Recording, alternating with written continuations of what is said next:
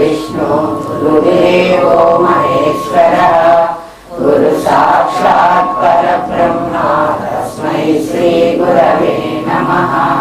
नित्यानन्दं परमसुखदं केवलं ज्ञानमूर्तिं विश्वातीतं गगनसदृशं तत्त्वमस्यादिलक्ष्यम् एकं नित्यं निर्मलमचलं सर्वधी साक्षिभूतं भावातीतं त्रिगुणरहितं सद्गुरुं तं नमामि। ॐ सहनाववतु सहनौ भुनक्तु सह वीर्यं करवावहै तेजस्विनावधीतमस्तु मा विद्विषावहै। ॐ शान्ति शान्ति शान्तिः। శంకరుడు వివేక చూడామణి అని చెప్తున్నాడు. సర్వ వేదాంత సిద్ధాంత గోచరం తమ అగోచరం అన్నాడు. వేదాంత సిద్ధాంతం ద్వారా మాత్రమే తెలుసుకోదగినది, ఇంకొక మార్గం ద్వారా తెలుసుకోవడానికి వీలు కానిది అని చెప్పాడు. మేము ఎట్లయినా తెలుసుకుంటామంటే ఇంకో దాని ద్వారా నువ్వు అసలు తెలుసుకోవడానికి వీలే లేదు, అగోచరం అన్నాడు. అది ఎవరు చెప్తే తెలుస్తుంది అంటే గోవిందం పరమానందం, కేవలం గోవిందుడే చెప్పాలి. గోవిందుడు అంటే వేదాన్ని ఆధారంగా చేసుకున్నటువంటి వాడు పరబ్రహ్మ. బ్రహ్మవిత్తు బ్రహ్మైవ భవతి. ఎక్కడైతే బ్రహ్మము తెలుసుకున్నాడో, ఎవరైతే వేదము అంటే తెలుసుకోదగింది తెలుసుకున్నాడో వాడు బ్రహ్మమే అయిపోతాడు. వాడు చెప్తేనే నీకు అర్థమవుతుంది. అంటే ఏమిటి? గురువు చెప్తేనే అర్థమవుతుంది. ఆ గురువు కూడా ఎట్లాంటి వాడై ఉండాలి? వేదాంత సిద్ధాంతం తెలిసిన వాడై ఉండాలి. గురువు శ్రోత్రియం బ్రహ్మనిష్టం.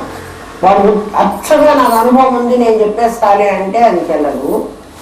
వాడు నాకు శాస్త్రజ్ఞానం చాలా ఉంది నాకు అనుభవం అసలు ఏమీ లేదు అంటే కూడా అది చెల్లదు. పక్షికి ఎట్లాగైతే రెండు రెక్కలు ఉంటేనే ఆకాశంలోకి ఎగరగలదో, ఆకాశంలోకి ఎగరాలి, దానికి రెండు రెక్కలు ఉండాలి. ఒక రెక్క బాగుండి ఒక రెక్క లేకపోతే అది ఎగరలేదు. ఎవడైనా ఒక వేటగాడు ఒక రెక్కని కొట్టేశాడు అనుకుందాం, కింది నుంచి బాణం పెట్టి ఒక రెక్క కొట్టారు, ఒక రెక్క ఉంది, అది ఎగరొచ్చు కానీ ఎగరలేదు. ఎక్కడైతే ఒక రెక్క విరిగిందో అక్కడే కింద పడుతుంది. అది ఒక రెక్క విరగగానే ఇది అరుస్తోంది, కింద పడుతుంది. వేదాంత సిద్ధాంతం ఏమా అది సరిగా లేదా? వేదాంత సిద్ధాంతం నీకు తెలియకపోయినట్లయితే కేవలం అనుభవ జ్ఞానంతో వాడు మాట్లాడడానికి వీల్లేదు. ఎందుకంటే నా అనుభవము వేదాంత సిద్ధాంతంతో కరెక్ట్ అయితేనే నేను దాన్ని నా అనుభవాన్ని నేను రైట్ వేసుకోవాలి, లేకపోతే వేసుకోవడానికి లేదు. ఎందుకంటే నేను ఇమాజిన్ చేసుకుంటున్నానేమో, నా మనస్సు ఎన్ని ఊహిస్తున్నదో నా మనస్సు కూడా ఊహిస్తుంది. కొంచెం పాట వినగా అక్కడ పిల్లి మేవని శబ్దం వినిపించగానే వెంటనే పిల్లిని ఊహిస్తోంది. ఎందుకు? మేవని ఒక పిల్లవాడు కూడా అని ఉండొచ్చు కదా. పిల్లిలాగా మిమిక్రీ చేసేవాడు ఎవడైనా మేవని అని ఉండొచ్చు, పిల్లిలాగా అరిచి ఉండొచ్చు. నేను ఎందుకు పిల్లి అని అనుకున్నాను? ఆ శబ్దం వినంగానే అంటే శబ్దాన్ని బట్టి ఊహించుకునేటువంటి శక్తి నాకు ఉంది. అట్లా ఎవరైనా వేదాంత సిద్ధాంతాన్ని చెప్తున్నప్పుడు నేను విని నేనేదైనా ఊహించుకున్నాను అనుకో, నా మనసు నా ఇష్టం వచ్చినట్టు ఊహిస్తుంది. అది నా అనుభవంగా నేను చెబుతాను. నీకు అది ఆ అనుభవాన్ని శాస్త్రం ఒప్పుకోదు. నీకు నీ ఇష్టం వచ్చినట్టు నీకు ఎన్నో రావచ్చు, దాన్ని శాస్త్రం ప్రమాణంగా అంగీకరించదు. గురువాక్యం అంటే ఆ చెప్పిన వాడి మాట గురువాక్యం, శాస్త్ర ప్రమాణం. ఆ రెండింటి ఆధారంగా నీ స్వానుభవం ఉండాలి. అది లేకుండా నా ఇష్టం వచ్చినట్టు నాకు తోచింది నాకు తెలిసింది నేను చెప్పేస్తున్నాను అదే రైటు మీరందరూ నమ్మండి అని చెప్పే అధికారం గురువు కూడా లేదు. అందుకనే ఒక రెక్క విరగంగానే పక్షి ఆకాశంలో ఎగరగలిగిందే అయినప్పటికీ, దానికి ఆరోగ్యం బాగున్నప్పటికీ ఒక రెక్కే విరిగింది. అది ఎగరడానికి వీలు లేదు, వీలు లేక అక్కడే పడిపోవాలి. పక్షికి 2 రెక్కలు ఎలాగో వేదాంతం బోధించేటువంటి వాడికి కూడా శ్రోత్రియం బ్రహ్మనిష్టం, వాడికి శాస్త్రం ప్రమాణం కావాలి, బ్రహ్మనిష్ట వాడి అనుభవం కూడా ఉండి ఉండాలి. అర్థశాస్త్రం వస్తే కూడా అనుభవం లేకపోతే శాస్త్రం ఎప్పుడు కూడా విరుద్ధమైన 2 వాక్యాలు చెప్తుంది.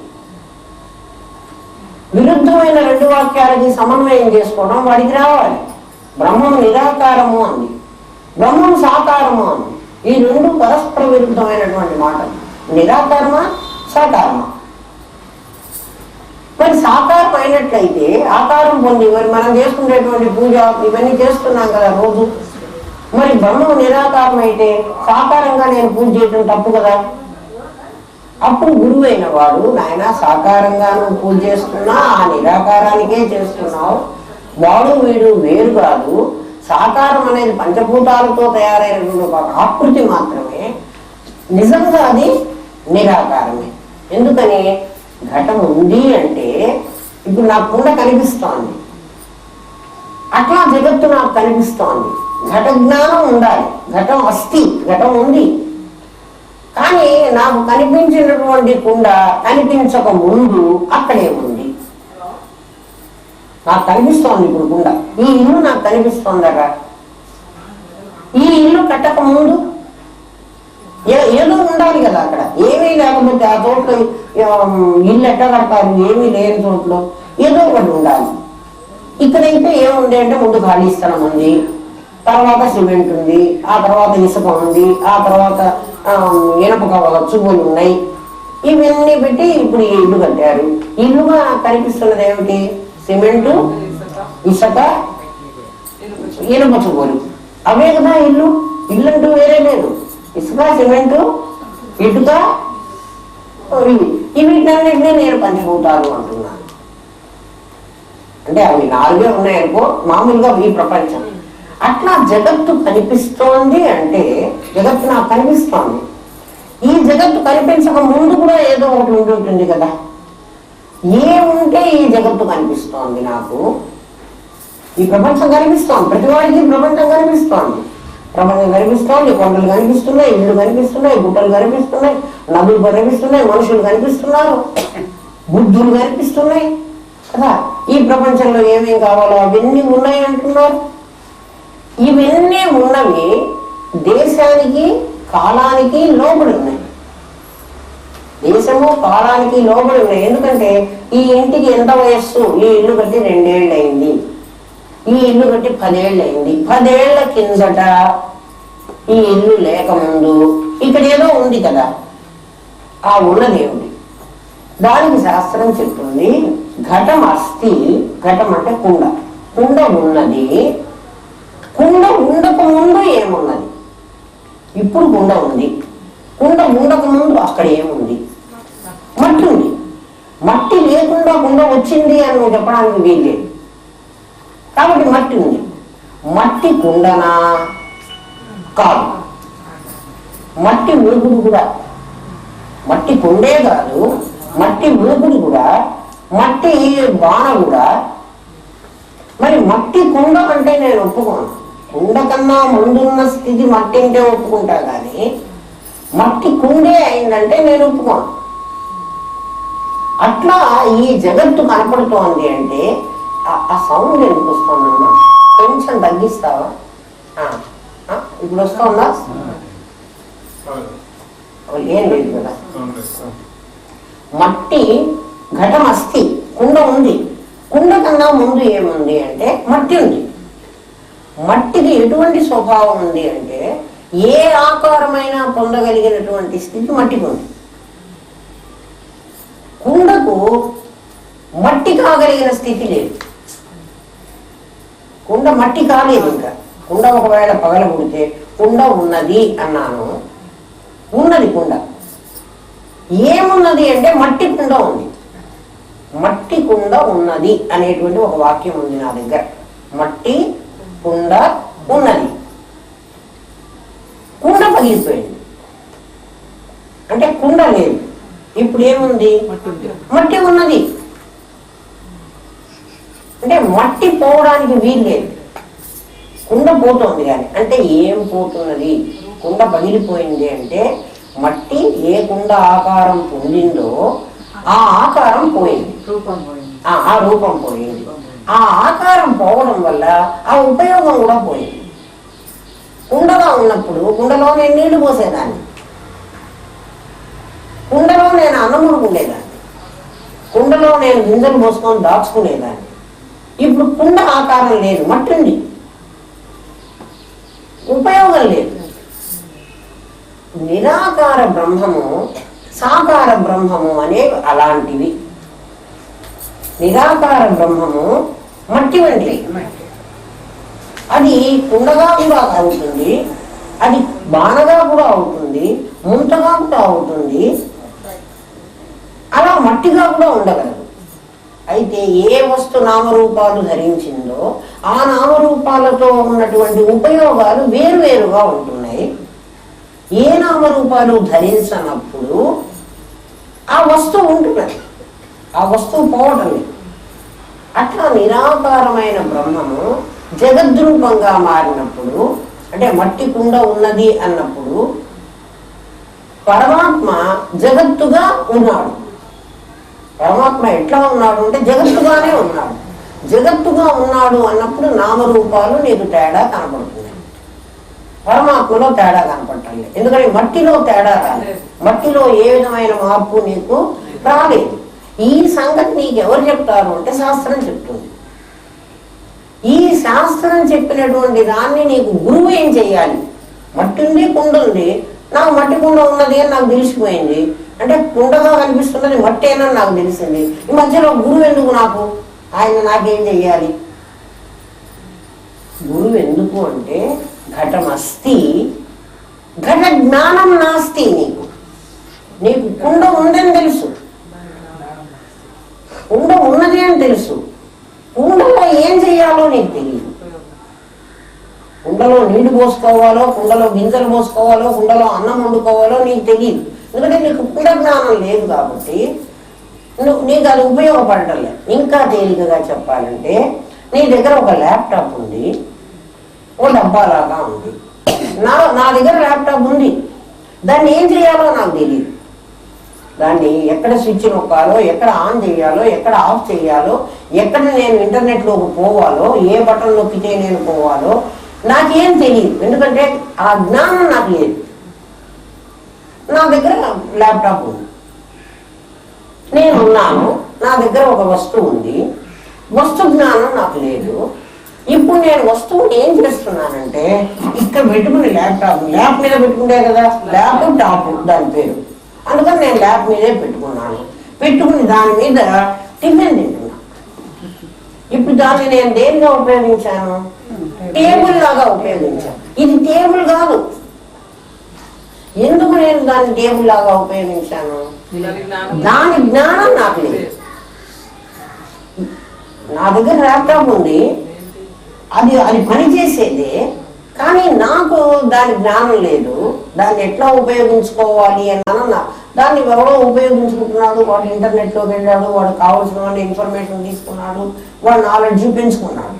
నా దగ్గర కూడా ల్యాప్టాప్ ఉంది, నాకు ఇంటర్నెట్లోకి వెళ్ళడం తెలియదు, ల్యాప్టాప్ ఓపెన్ చేయడమే నాకు తెలియదు, నేను దాన్ని ఉపయోగిస్తున్నాను, అది కూడా ఉపయోగపడుతోంది. నేను దాన్ని దేనిగా ఉపయోగిస్తున్నాను? ఒక టేబుల్ లాగా ఉపయోగించుకుంటున్నాను. దాని మీదే పెట్టుకొని నేను అన్నం తింటున్నాను, దాని మీదే పెట్టుకొని పుస్తకం పెట్టుకొని చదువుకుంటున్నాను. అది నా కాళ్ళకు బరువే కానీ దానివల్ల నాకు ఉపయోగం లేదు. అందరికీ జగత్తు కనిపిస్తోంది, అందరికీ కనిపిస్తోంది జగత్తు, కానీ జగత్తు వల్ల ఏం ఉపయోగమో వాడికి తెలియదు. అంటే జగత్ జ్ఞానం లేదు. జగత్తు ఉంది, అజ్ఞానికి జగత్తు కనిపించింది, జ్ఞానికి జగత్తు కనిపించింది. జ్ఞాని దానివల్ల ఉపయోగాన్ని, ల్యాప్టాప్ తెలిసిన వాడు ఎలాగైతే దానివల్ల ఉపయోగాన్ని పొందుతున్నాడో, తెలియని వాడు వాడి దగ్గరే ఉన్నప్పటికీ దాని ఉపయోగం వాడు ఇట్లా పొందలేకపోతున్నాడు, వస్తువును ఉపయోగించుకోవడం చేతగాలేదు. అట్లా ఈ ప్రపంచాన్ని ఉపయోగించుకుంటే జ్ఞానం జ్ఞానికి ఉంది, అజ్ఞానికి లేదు. అజ్ఞాని ఎలా ఉపయోగిస్తున్నాడంటే ఈ ల్యాప్టాప్ మీద పెట్టుకుని నేను భోజనం చేస్తున్నాను, పుస్తకం పెట్టి చదువుకుంటున్నాను, పేపర్ రాసుకోవడానికి అద్దులుగా ఉపయోగిస్తున్నాను. అట్లా వాడు ఏం చేస్తున్నాడంటే ఈ ప్రపంచం ఉన్నదంటే ధనం సంపాదించుకోవడానికి ఉంది, ధనం వల్ల సుఖాలు పొందడానికి ఉంది. దీంట్లో ఈ ప్రపంచం ఈక్షణత్రయాలు ఈ మూడు అనుభవించడానికి ఇది ఉంది. నాకు ల్యాప్టాప్ టేబుల్ లాగా ఉపయోగపడుతున్నది. ఈ జగత్తు నాకు ఐహికమైన సుఖాలకు ఉపయోగపడుతున్నది. వాడికి వీడికి తేడా అది. ఇప్పుడు నాకు ఉపయోగపడటం లేదా? మన అందరం బతకటం లేదా? ఈ ప్రపంచంలో అందరూ జ్ఞానం కలిగే బతుకుతున్నారా? జ్ఞానం లేకుండా ఈ ప్రపంచంలో బతకటంలో బతుకుతూనే ఉన్నారు. ఎట్లా బతుకుతున్నారు అంటే జగత్తున్నది, వాడికి జగత్తుంది, వీడికి జగత్తున్నది. ఈ జగత్తున్నది అని తెలిసిన వాడు, జగత్తు బ్రహ్మమే అని తెలిసిన వాడు జగత్తును ఉపయోగించుకుంటున్నాడు. జగత్తు అనుభవించడానికే ఉంది అని తెలిసిన వాడు, జగత్తు జ్ఞానం లేనివాడు, వాడు ఈ ప్రపంచంలో అనుభవిస్తున్నాడు. అనుభవించిన వాడు ఏమవుతున్నాడు అంటే మళ్ళీ వస్తాడు. అది మళ్ళీ వచ్చేది మామూలుగా తప్పదులే. ల్యాప్టాప్ లాగా ఉపయోగించుకోకుండా నేను టేబుల్ లాగా ఉపయోగించిన నాకు కొంతకాలానికి నేను తింటున్నప్పుడు నీళ్లు పడు, లేకపోతే ఏదన్నా నూనె పడు, ఏ పదార్థమో నేను శుద్ధి పెట్టేప్పుడు పడు, ఇది కొన్నాళ్ళకి అది ఎందుకు వచ్చిందో ఆపనే అది లేకుండా అయిపోతుంది, వేస్ట్ అయిపోతుంది. నేను పదే పదే ఈ జగత్తును పరమాత్మనని జగత్తులోకి మళ్ళీ మళ్ళీ మళ్ళీ మళ్ళీ పంపించినా కూడా జగత్తు జ్ఞానం నాకు లేకపోబట్టి ఈ ప్రపంచాన్ని నేను దేనిగా వాడుకుంటున్నాను? ఈశ్వరత్రయాలకే వాడుకుంటున్నాను. జగజ్ఞానం లేదు నాకు. పుట్టిన ప్రతి వాడికి ఆత్మ ఏమిటో పరమాత్మ ఏమిటో అసలు ఈ ప్రపంచం ఏమిటో దీని జ్ఞానం వాడికి తెలియదు. మరి వాడికి ఏం తెలుసు? ఈ ప్రపంచంలోకి నేను వచ్చానని తెలుసు. ఇప్పుడు నేను కనబడుతున్నా కదా, ఎగ్జిస్ట్ అవుతున్నా కదా, నేను వచ్చానని తెలుసు. వచ్చే నేను ఏం చెయ్యాలి? ఫస్ట్ డబ్బులు సంపాదించుకోవాలి.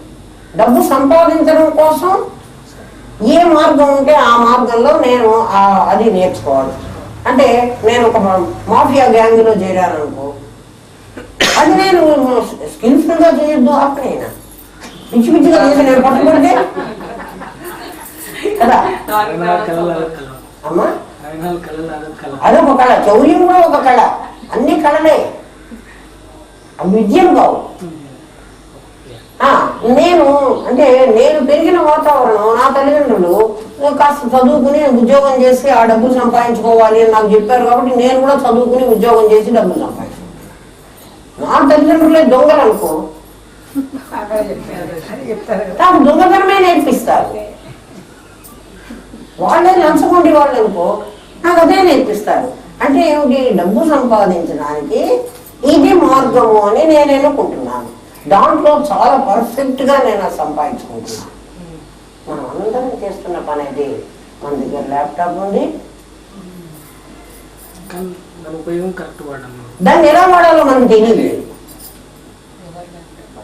ఎవరు ల్యాప్టాప్ వాళ్ళకి ఇచ్చాడు కదమ్మా, ఎవడు ఇవ్వలేదు? పరమాత్మ ఇవ్వలేదా నీకు? నీకు మనస్సు ఇచ్చాడు, బుద్ధి, అన్ని పార్ట్స్ ఉన్నాయి నీ దాంట్లో. మీ దగ్గరికి వచ్చేదాకా ఎవరికి తెలియదు. అందుకే గురువు కావాలంటున్నాడు. ఇప్పుడు గురువు ఏం చేస్తున్నాడు అంటే వాడికి ఆ పరిజ్ఞానం ఉంది. వాడు వయస్సులో నీకంటే చిన్నవాడు అయి ఉండొచ్చు, వాడు ధనంలో నీకంటే చిన్నవాడు అయి ఉండొచ్చు, వాడు అనుభవంలో నీకంటే చిన్నవాడు అయి ఉండొచ్చు. ఎందుకంటే శిష్యుడు యువకుట, గురువు యువకుడట, శిష్యుడు చాలా పెద్దవాడు. శంకరాచార్యుడు చిన్నవాడు. మరి వాడికి ఏమొచ్చని వీళ్ళందరూ పెద్ద పెద్ద మహనీయులంతా కూర్చున్నారు? ఏమొచ్చు అంటే ఆ ల్యాప్టాప్ జ్ఞానం వాడికి ఉంది, జగత్తు జ్ఞానం వాడికి ఉంది. ఈ జగత్తు ఎలా వచ్చింది, ఈ జగత్తుని ఎలా ఉపయోగించుకోవాలి. నీకు కుండ జ్ఞానం లేదమ్మా, కుండ అక్కడే ఉంది. నువ్వు ఒక అడవికి వెళ్ళావు, ఆ అడవిలో ఒక కుండ దొరికింది. నీకు కుండ ఉంది, కుండ అంటే ఏంటో నీకు తెలియదు, కుండని ఏం చేసుకోవాలో తెలియదు. ఆ అడవిలో 4 కట్టెలు ఉన్నాయి. నువ్వు ఆ అడవిలో కట్టెలు తీసుకొచ్చి ఆ కట్టెలు పొయ్యి కింద పెట్టి 3 రాళ్ళు పెట్టి, పొయ్యిలక్కర్లే, వాటి మీద కుండ పెట్టి వాటి మీద నీళ్లు పోసి వాటిని ఉడకబెట్టుకుంటున్నాము. ఈ కట్టెల మంట దోసే కొద్దీ ఆ కుండలో నీళ్లు బాయిల్ అవ్వడం మొదలుపెట్టినాయి, తెగుతున్నాయి. ఇన్నాళ్ళ బట్టి చల్లగా ఉన్న కుండ నీళ్లు చల్లగా ఉన్నాయి, కుండలో నీళ్లు కాగడం మొదలుపెట్టినాయి. ఎంత కాగినాయి అంటే ఆ నిప్పుకి వేలు పెడితే, కుండలో వేలు పెట్టామనుకో ఏమవుతుంది, వేలు కాలిపోయేట్టు.